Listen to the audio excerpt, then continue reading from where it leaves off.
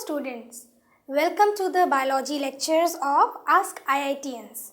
My name is Nishtha Gupta and I am a biology faculty at Ask IITians since past 4 years.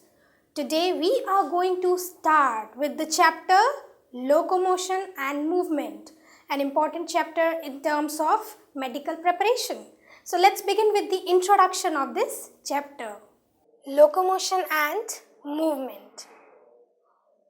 Let's begin with the introduction of this chapter. We all move, we all perform activities, we all walk. So how we are doing all these things? How are we performing the various activities? How are we walking?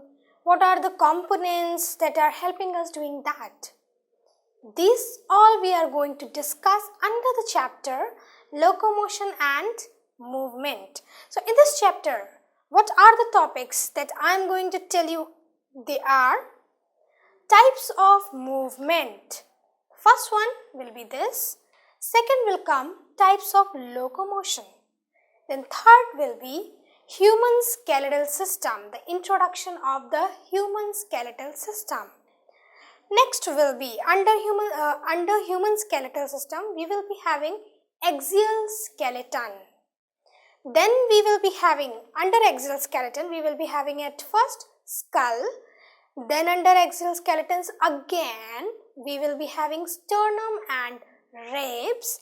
Then under axial skeleton, we will be having vertebral column. So this vertebral column will be again subdivided into vertebral column part 1 and vertebral column part 2. Then we will move on to appendicular skeleton, the second type of skeleton found in human body.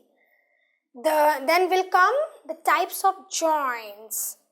There are various types of joints, so we will discuss under this topic. And the final thing will be the disorders of bones, the disorders of joints. So let's begin with this chapter.